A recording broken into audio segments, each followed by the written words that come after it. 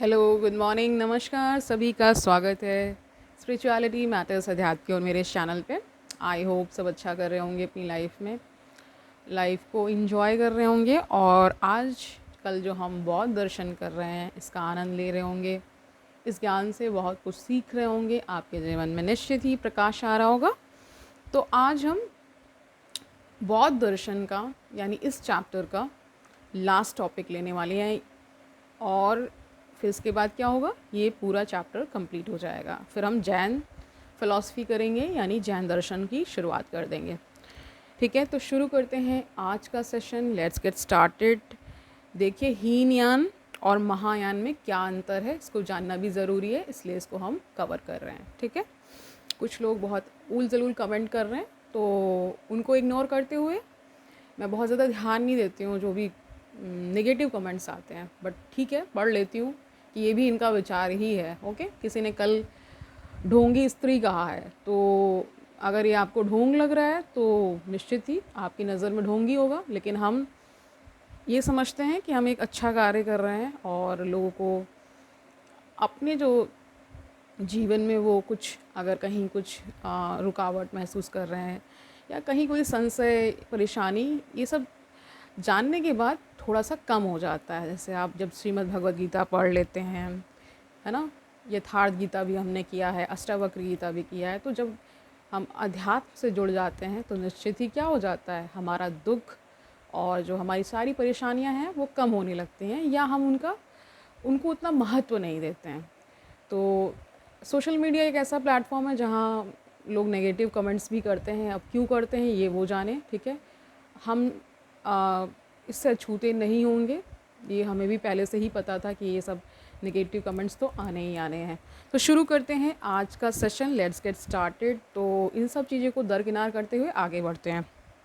तो देखिए, हीनयान और महायान दोनों बौद्ध धर्म के संप्रदाय हैं। दोनों के बीच अत्यधिक विषमता है। यहाँ पर हम हीनयान और महायान के बीच जो मौलिक विभिन्नताएं हैं उनका संक्षिप्त उल्लेख करेंगे। हीनयान और महायान में चरम लक्ष्य के विचार को लेकर विरोध है। हीनयान के अनुसार चरम लक्ष्य अरहत पद की प्राप्ति है ना। और क्या बता रहे, अरहत सिर्फ अपनी ही मुक्ति के लिए प्रयत्नशील रहते हैं। इसके विपरीत महायान का चरम लक्ष्य बोधिसत्व को प्राप्त करना है। महायानियों ने सिर्फ अपना मोक्ष प्राप्त करना स्वार्थपूर्ण माना है। वे सभी जीवों की मुक्ति को जीवन का लक्ष्य मानते हैं। जब तक संसार के समस्त दुखी प्राणियों को मुक्ति नहीं मिल जाती, वो सतत प्रयत्नशील रहते हैं। इसी को बोधिसत्व कहा जाता है। इस प्रकार हम देखते हैं कि हीनयान का लक्ष्य व्यक्तिक मुक्ति यानी इंडिविजुअल लिबरेशन की बात करता है वो, जबकि महायान का लक्ष्य सार्वभौम मुक्ति यानी यूनिवर्सल लिबरेशन की बात यहाँ हो रही है। इसका फल यह होता है कि हीनयान में स्वार्थपरता की भावना आ जाती है, जिससे महायान अछूता रहता है। हीनयान में अनिश्वरवाद को अपनाया गया है। मुक्ति की प्राप्ति के लिए प्रत्येक व्यक्ति को स्वयं प्रयास करना होता है। हीनयान बुद्ध के कथन यानी आत्मदीपो भव पर जोर देते हुए कहता है कि प्रत्येक मनुष्य को अपने कल्याण के लिए स्वयं प्रयत्न करना चाहिए। इस प्रकार हीनयान में स्वावलंबन पर कह रहे हैं कि जोर दिया गया है। महायान में इसके विपरीत ईश्वर की सत्ता को माना गया है। यानी कि हम महायान में कल हमने जाना था कि ईश्वर की सत्ता को वो मानते हैं, आत्मा को मानते हैं। मनुष्य और क्या बता रहे, यहाँ बुद्ध को ईश्वर के रूप में माना गया है, ये भी बता रहे हैं। महायान में इसके विपरीत ईश्वर को की सत्ता को माना गया है, इसीलिए यहाँ पे बुद्ध को ईश्वर की संज्ञा दे दी गई है। ठीक है, यहाँ बुद्ध को ईश्वर के रूप में माना गया है। बुद्ध प्राणी मात्र के कल्याण के लिए तत्पर रहते हैं। मनुष्य बुद्ध के प्रति प्रेम और भक्ति को दर्शाकर अपना कल्याण कर सकते हैं। बुद्ध स्वयं करुणामय है तथा सारा संसार उनकी करुणा का पात्र है। उपरोक्त भेद से एक दूसरा भेद निकलता है। हीनयान में बुद्ध को एक मनुष्य की तरह माना गया, परंतु महायान में बुद्ध को ईश्वर के रूप में प्रतिष्ठित किया गया है तथा उनकी उपासना के लिए महायान में स्थान है। हीनयान भिक्षु जीवन और संन्यास पर जोर देता है। हीनयान के अनुसार मनुष्य संसार को त्याग कर ही निर्वाण अपना सकता है, परंतु महायान में निर्वाण प्राप्त करने के लिए संसार से पलायन का आदेश नहीं किया गया। यानी आप संसार में रहते हुए अपनी जो भी आपकी दिनचर्या है उसको फॉलो करते हुए भी आप कर सकते हैं। व्यक्ति संसार में रहकर भी निर्वाण को अपना सकता है। निर्वाण को कह रहे निर्वाण की प्राप्ति के लिए सांसारिकता से आसक्ति आवश्यक है, संसार से संन्यास नहीं। ये महायान कह रहा है, ठीक है। हीनयान कह रहा था कि संसार को त्यागिए और विरक्ति का जीवन जिए, है ना। इस प्रकार हम देखते हैं कि हीनयान जगत के प्रति अभावात्मक दृष्टिकोण को अपनाता है, परंतु महायान जगत के प्रति भावात्मक दृष्टिकोण को शिरोधार्य करता है। हीनयान में निर्वाण को अभाव रूप माना गया है। हीनयान में निर्वाण का अर्थ है बुझ जाना, यानी ब्लोन आउट, ठीक है। जिस प्रकार दीपक के बुझ जाने से उसके प्रकाश का अंत हो जाता है, उसी प्रकार निर्वाण प्राप्त करने के बाद व्यक्ति के दुखों का अंत हो जाता है। यानी ये आप महसूस कर पा रहे होंगे, अगर आपने पिछले सेशंस को किया है, उनको अटेंड किया है, तो आपको याद आ रहा होगा जो जो हमने बातें बताई थी वही यहाँ पे अंतर के रूप में स्पष्ट की जा रही हैं, क्या क्या अंतर है। परंतु महायान में निर्वाण को भाव रूप माना गया है। निर्वाण प्राप्त करने के बाद मानव के दुखों का अंत नहीं होता है, बल्कि आनंद की प्राप्ति होती है।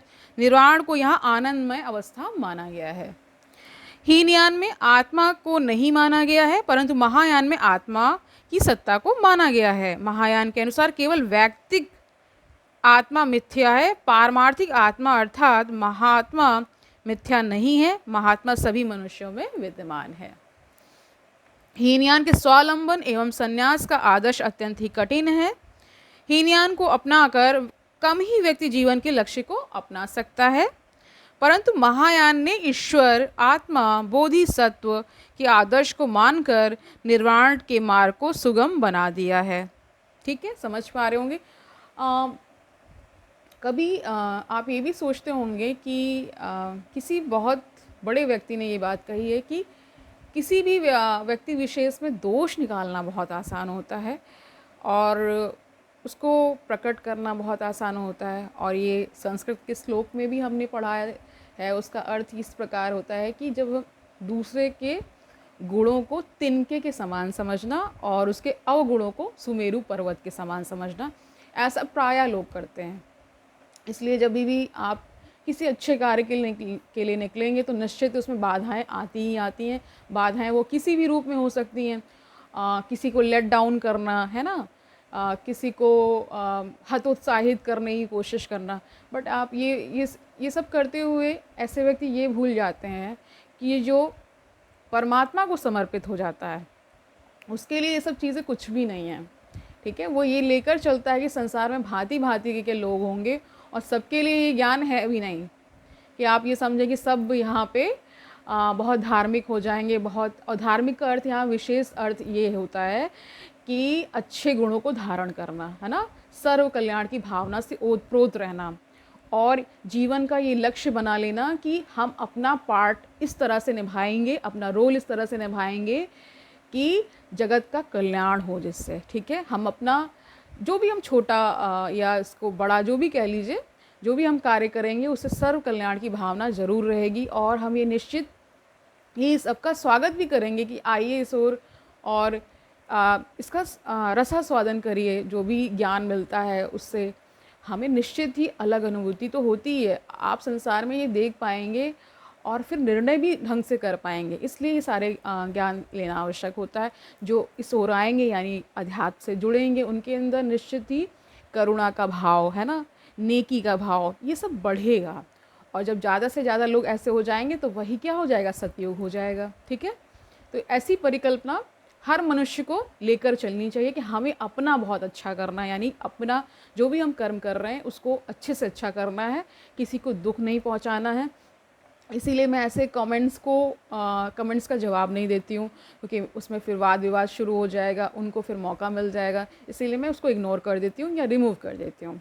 इससे क्या होता है कि आप किसी को आप कुछ समझा नहीं सकते हैं। अगर वो पहले से कुछ प्री कंसीव्ड नोशंस के साथ चल रहा है तो किसी को समझाना भी व्यर्थ हो जाता है। समझ में उसी को अगर उसको समझ में आता ही होता तो फिर वो ऐसा कमेंट करता ही क्यों, ये भी मैं मान के चलती हूँ। ठीक है, तो आगे देखिए यहाँ क्या बताया जा रहा है। हीनयान में आत्मा को नहीं माना गया परंतु महायान में आत्मा की सत्ता को माना गया है। महायान के अनुसार केवल वैयक्तिक आत्मा मिथ्या है, पारमार्थिक आत्मा अर्थात महात्मा मिथ्या नहीं है, महात्मा सभी मनुष्यों में विद्यमान है। हीनयान के स्वावलंबन एवं संन्यास का आदर्श अत्यंत ही कठिन है। हीनयान को अपनाकर कम ही व्यक्ति जीवन के लक्ष्य को अपना सकता है, परंतु महायान ने ईश्वर, आत्मा, बोधिसत्व के आदर्श को मानकर निर्वाण के मार्ग को सुगम बना दिया है। ये मार्ग फिर सुगम हो जाता है, यानी महायान का जो मार्ग है, महायान संप्रदाय जो मानता है, उसमें काफ़ी चीज़ें सरल की कर दी गई हैं। ठीक है, अनेक व्यक्ति महायान के द्वारा जीवन के लक्ष्य को अपना सकते हैं, इसीलिए हीनयान को छोटा पथ या संकीर्ण मार्ग तथा महायान को बड़ा पथ या प्रशस्त मार्ग कहा गया है। ठीक है, हीनयान रूढ़िवादी है। हीनयानी परिवर्तन का घोर विरोधी है। वहाँ मूल बौद्ध मत की अधिकांश बात ज्यों की त्यों बनी रही। अब देखिए, जो बातें हैं वो देश काल वातावरण के अनुसार बदलनी भी चाहिए, मतलब उसमें स्कोप होना चाहिए कि आप अपने अनुसार उसको समय के अनुसार बदल पाएँ, क्योंकि संसार में आप देखिए बहुत चीज़ें बदलती भी रहती हैं ना। संसार तो निरंतर ही परिवर्तनशील है, इसलिए महायान इसीलिए बन पाया, या अच्छा उससे बेटर मार्ग बन पाया, ज़्यादा लोग इसको अपना पाए, है ना, क्योंकि ये थोड़ा सा सरल इसको किया गया। परंतु महायान इसके विपरीत उदार एवं प्रगतिशील है। उदार होने के कारण उसमें अनेकानेक नए विचार मिल गए। प्रगतिशील होने के कारण उसमें अश्वघोष, नागार्जुन, असंग आदि विद्वानों के विचार निहित हैं, जिन्होंने गंभीरतापूर्वक दर्शन के भिन्न भिन्न प्रश्नों पर विचार किया है। तो आज के लिए हम इतना ही रखते हैं। आई होप आज का सेशन आपको अच्छा लगा होगा। कुछ बातें मैंने पर्सनल आज रख दी हैं, क्योंकि कभी कभी कुछ आप लोग को बताना भी ज़रूरी होता है कि एटलीस्ट पता होना चाहिए कहाँ क्या हो रहा है। ठीक है, और इससे पहले भी एक दो इंसिडेंसेस हुए जिसमें आपस में ही लोग लड़ रहे थे कुछ विचारों को लेकर के। ठीक है, देखिए मत रखना ज़रूरी होता है, लेकिन उसमें आप बहस ना करें। ठीक है, तो फिर मैंने वहाँ पे फिर हस्तक्षेप किया था कि बहस ना करें, जिसका जो विचार है उसको रखिए, जिसको जो मानना है वो मानता रहे, उसमें कोई दिक्कत नहीं है। लेकिन किसी पर आक्षेप ना करें, पर्सनल कमेंट्स ना करें, किसी को नीचा दिखाने की कोशिश ना करें। अगर ये आध्यात्मिक चैनल हमने बनाया है तो इसकी मान मर्यादा है, इसमें कुछ अच्छे विचार रखिए, है ना। क्रिटिसाइज़ क्या करना है, जीवन में क्रिटिसाइज़ ही फिर करते रह जाएंगे आप। ठीक है, दूसरों के प्रति थोड़ा सा दया भाव, करुणा का भाव रखिए। और उदार चरितानाम तु वसुदेव कुटुम्बकम जो कहा गया कि उदार चरित्र वालों के लिए तो पूरी ये वसुधा ही क्या है, कुटुंब के समान है, परिवार के समान है। तो ऐसा जब विचार लेके चलेंगे तो निश्चित ही आप गलत जाने से बच जाएंगे। ठीक है, तो कल से हम जैन फिलॉसफी यानी कि जैन दर्शन शुरू करने वाले हैं, इसके लिए तैयार हो जाइएगा। ठीक है, इसको हम करेंगे, इसके बारे में भी जानेंगे, हम सब कुछ जानने की कोशिश करेंगे, जितना दर्शन में हम कवर कर सकते हैं वो करेंगे। ठीक है, निश्चित ही आपको भी आनंद आ रहा होगा, जो इसके जो निरंतर इसको सुन रहे हैं, सेशन से जुड़े हुए हैं या चैनल को रोज़ अप्रोच करते हैं, तो उनको एक आदत सी हो गई होगी, क्योंकि मैं भी लगभग रोज़ ही सेशंस लेती हूँ और एक भी दिन अभी तक मैंने छोड़ा नहीं है। तो ईश्वर की ही कृपा है। ठीक है, और आप सभी का जो भी प्यार है, आशीर्वाद है, जो भी कह लीजिए, सब कुछ सहयोग से ही हो पाता है। जो आप लोग अच्छे अच्छे कमेंट्स भी बहुत करते हैं, उससे मुझे बल मिलता है, उससे निश्चित ही मुझे अच्छा भी लगता है।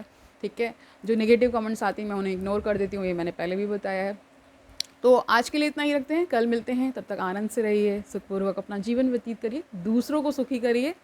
इस पर मैं विशेष स्ट्रेस देती हूँ, क्योंकि दूसरों को सुखी करने से क्या होगा, जब आप दूसरों को सुखी करते हैं तो सुख वापस आपके पास ही आता है। ठीक है, कल मिलते हैं, तब तक के लिए हरि ओम तत्सत।